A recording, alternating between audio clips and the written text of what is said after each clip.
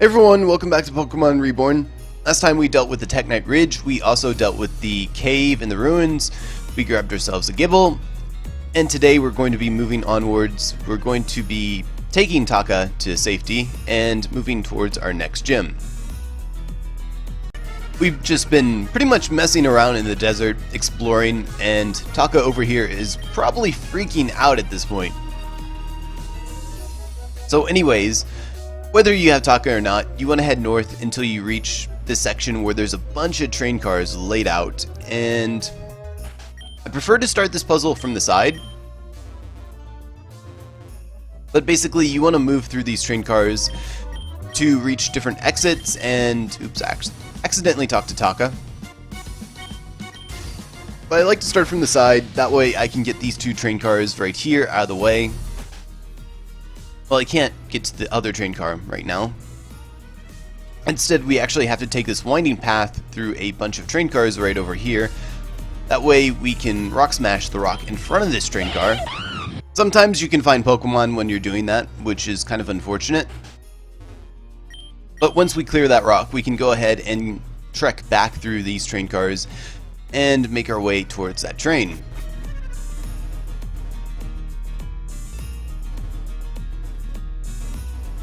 Which is right over here.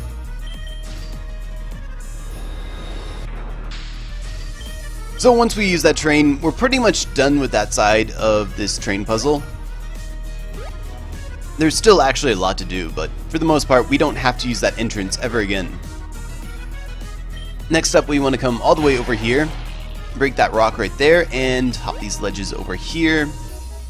Move on over here. There should be a couple of rocks that we need to break.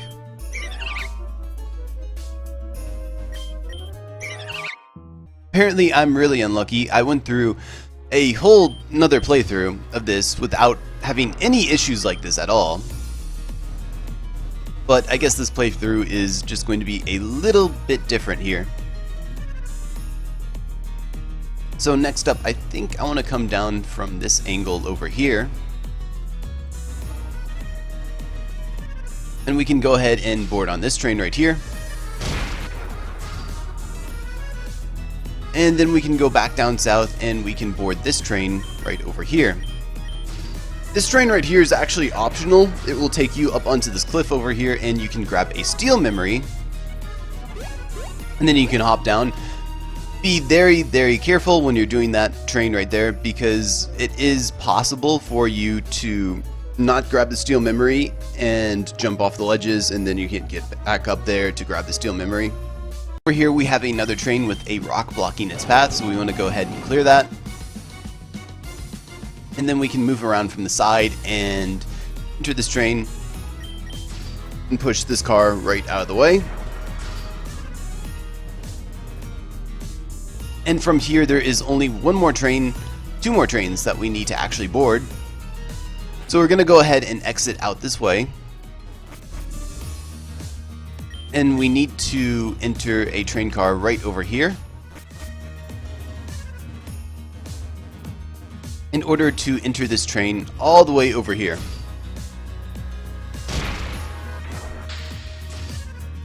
And with that taken care of, we can finally board this train right here, and we can move on to the next section of this puzzle. Once you've made it to this section of the puzzle, it's pretty easy, pretty straightforward. We're going to go ahead and board this train right over here, move it out of the way, move all the way up this cliffside and jump down those ledges, and I think we want to move all the way over here, board this train, exit that train and move down over here, and move this train out of the way. And then we can go ahead and board this train one last time. And we're pretty much done. Once you enter this train card right here, you're done. There's no more puzzles. So all we have to do is follow these train cars and we should eventually reach an exit. I'm sure Taka is very grateful at this point. You know, I'm sure at some point he was starting to consider whether or not he was safer with Team Meteor. But anyways, we'll reach this opening over here, this enclosure, within all these trains, and we can go ahead and explore a little bit. Or rather, there's actually not much to explore. So over here is actually a very familiar face, but we're going to deal with him in a little bit. There's actually something we can go ahead and grab if we enter this exit right here to the south of this encampment. So we're going to go ahead and exit here. And we want to keep making our way south. So if we make our way south, this will probably start to feel a little bit familiar. But we can make our way all the way to the southeastern corner, and we should find the Amulet coin.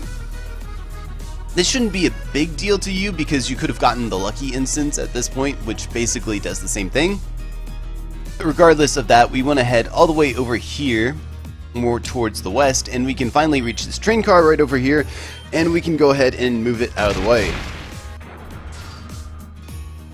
So we'll actually crash into this pit that you might have noticed earlier. The only item you really get for this is a star piece. Kinda useless, but you know, you take what you can get.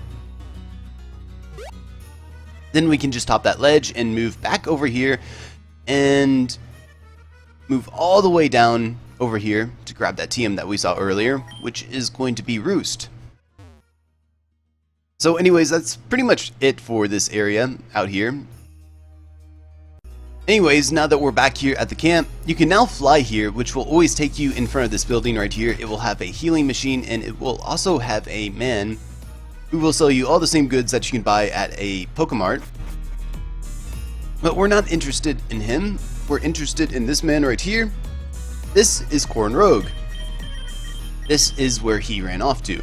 So he's going to go ahead and take us on a nice long walk. He's going to give us a sob story, and then he's going to challenge us to a battle. He's going to start off with his Klefki over here. It's the usual annoying set: Prankster, Leftovers, Spikes, Thunderwave, Swagger, Foul Play. Get used to it because you're still going to see more of it. After his Klefki is going to come his Sandslash. I'm going to go ahead and send out my Alola Tails right here. The Sandslash has Sand Rush, Muscle Band, Earthquake, Sword Stance, Stone Edge, and X Scissor. I'm going to go ahead and hit it with a Blizzard. It's usually a roll to knock it out. Almost got it, but the hail cleared that up for me. Next up is going to be his Delphox. So I'm going to go ahead and send out my Excadrill again. Something I want to note is just because I changed the weather doesn't mean Sand Rush doesn't work anymore. Because of the desert field, it always works. So anyways, this Delphox is going to have the ability Magician. It's holding the Fire EMZ. It has Heat Wave, Psyshock, Solar Beam, and Dazzling Gleam. None of that matters. I'm just going to knock it out right here now.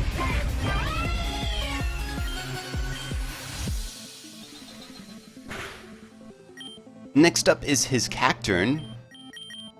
I'm going to go ahead and send out my Infernape on this. This Cacturn is a little bit annoying. Has Sand Veil, has Bright Powder, has Sucker Punch, Needle Arm, Sword Stance, and Substitute. Which is really, really annoying. So I'm just going to hope that I can hit this and knock it right out of here.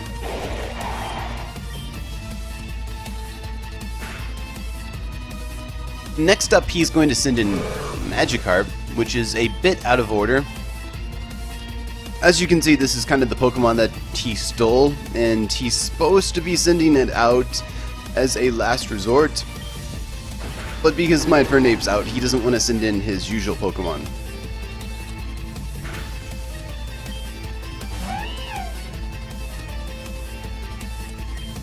And there you go. He sends out his Liepard, which is his actual Pokemon, but you see the text for the Magikarp. Really, really annoying. But anyways, this is his Liepard. It has Limber, it has a Muzzle Band, it has Encore, Play Rough, U-Turn, and Foul Play. Again, I'm just going to close combat this and knock it right out of here.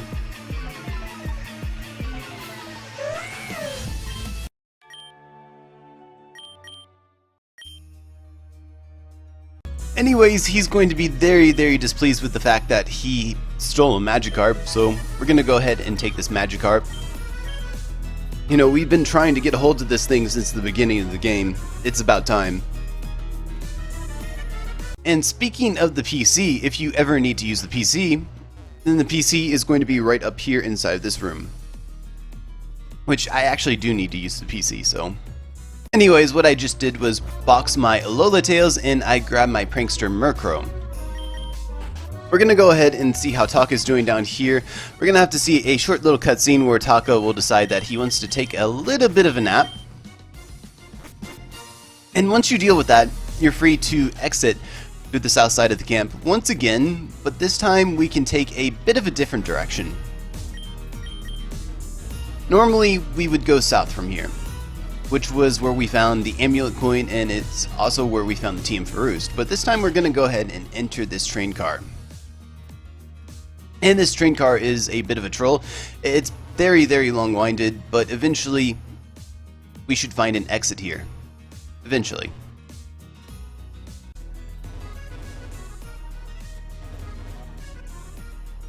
And that exit should be right about here.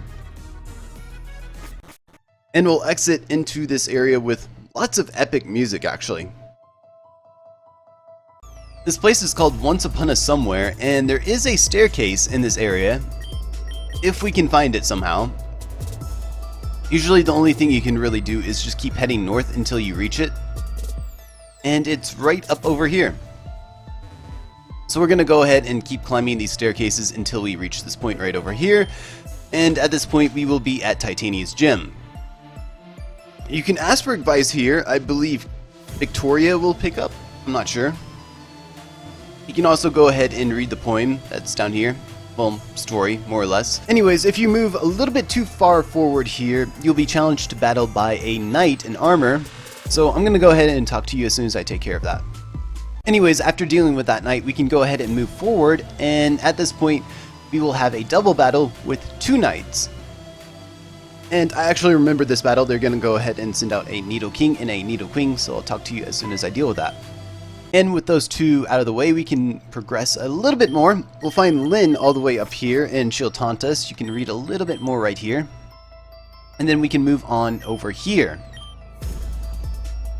where of course we will be challenged to battle by another knight. To deal with that knight, we can go ahead and move down here and be challenged by another one. And moving down this hallway, we can find another knight. And this should be the final knight that we actually have to deal with, thankfully. And after that knight, we should enter a cutscene right here. Lynn will show up behind us and she will knock us out. And for once, I actually have to do a bit of reading. So over here, you'll see there is more little pedestals with notes for you to read right here. She wakes in a tower. Stone. Cold. Alone. You'll see right here, there is a bit of a window right here. Down here, we'll see the pedestal will continue to read, and it will continue to say alone. Basically, you want to keep reading these, and eventually, around your second time down here, there should be a little bit of a staircase made of books right in front of that window. So we can leave here and we can start climbing up this ivy on this wall right here.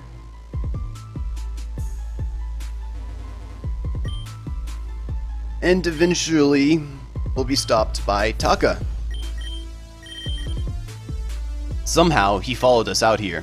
And of course, then we'll be stopped by Titania.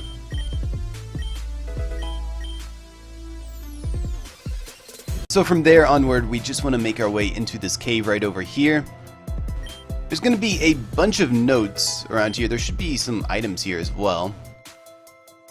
But these notes are kind of warning you of what is to come. Which is this giant Reshiram statue. So this could be a Reshiram statue, or this could actually be a Zekrom statue. The Zekrom will have the Groundium Z, it will have Volt Strike, Roost, Outrage, Earth Power. And the Reshiram will have the Elemental Seed, Lufair, Flare, Roost, Dragon Pulse, and Solar Beam. It doesn't matter, it's a boss fight, and I highly recommend that you go ahead and use your Prankster Murkrow and just Perish Song this and get it out of the way.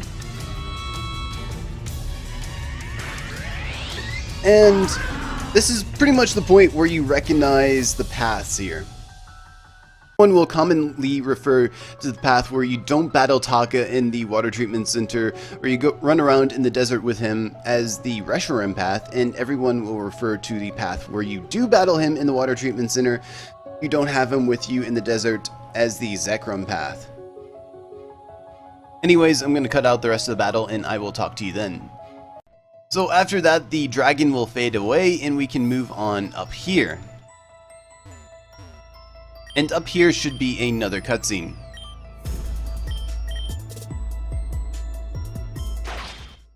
So it doesn't really matter what you choose, but Titania should come in and kill Lyn from behind somehow. Except it's Taka. So that's a bit of a spoiler right there.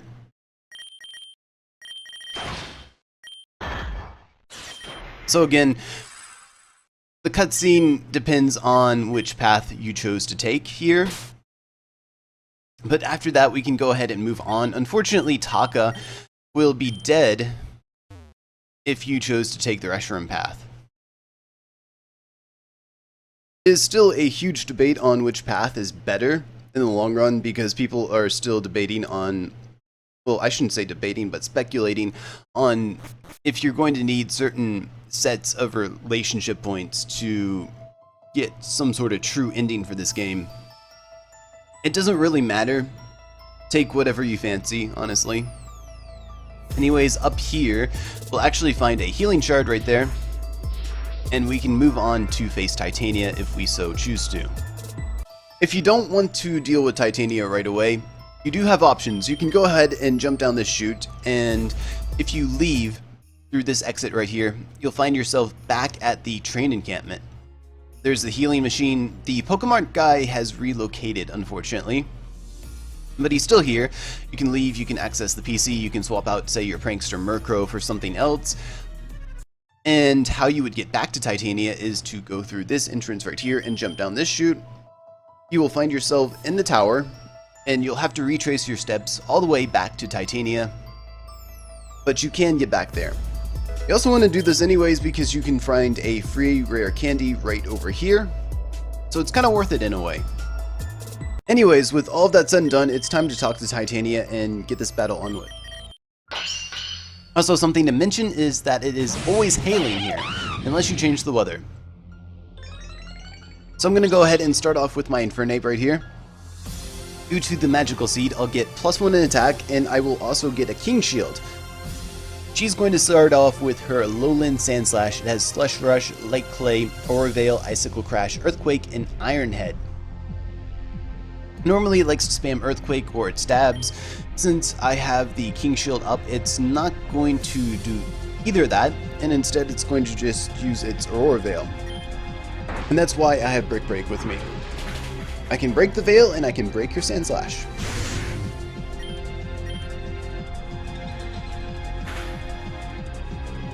Next up is going to be her Excadrill.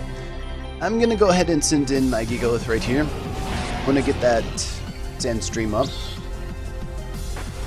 Her own Excadrill has the Magical Seed, so +1 attack, and it has a King Shield for the first turn. It has Sand Rush, Sandstorm, Earthquake, Sword Stance, and Smart Strike. Doesn't matter what I'm doing here, I'm foddering off my Gigalith right here.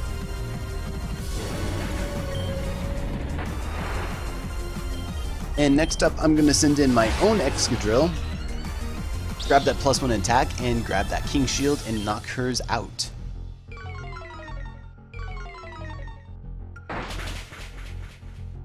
So far, so good. Next up is going to be her Klefki.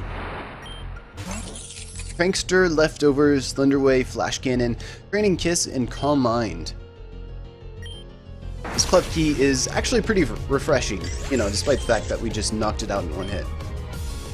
Normally you just see the annoying variants of it. After that is the Scizor. It's going to be a Mega Scizor with Technician, Sword Stance, Roost, Bullet Punch, and Bug Bite. which is actually a common competitive set, so it feels good to kind of see that. I'm going to Sword Stance up on this. I can't kill it in one hit anyways, so I might as well. And that hurt. I'm going to go ahead and Earthquake and knock this out in one hit. I'm +4 attack, so there's no way it's surviving that. And next up from here is going to be her Aegislash. Her Aegislash has Stance Change, Magical Seed, King Shield, Shadow Sneak, Sword Stance, and Sacred Sword. So I'm going to send in my Murkrow here, and I'm going to go ahead and Max Potion up my Excadrill. This Aegislash is basically where the mind games begin.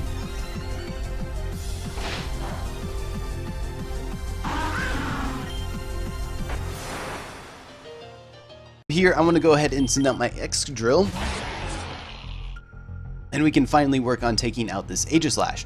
Something I want to point out is that thanks to the attack buff from the Magical Seed and thanks to the Stance Change buff from the field, this Aegislash basically has +2 attack whenever it attacks. So it's going to Shadow Sneak me. It might KO me, might not, but I'm going to take it out instead. And finally is going to be her Empoleon. As the Torrent ability, Titania Berry, which is a pinch berry that increases its special attack when its HP is in the red or below 1/4. Has Agility, Scald, Flash Cannon, and Blizzard. I'm just going to Earthquake it and get it out of here. There we go, that is Titania. So she'll give us Flash Cannon, the badge, and then we'll find out that Lynn is back alive, and we'll be told to go see Amy. But that's pretty much everything for this part. That was actually kind of frustrating, not the battle itself, but mainly I was interrupted like 5 times while I was trying to record the battle. But anyways, thanks for watching, I hope that helped, and I will catch you guys later. Next time we'll probably be going to see Amy, and doing other things in between that.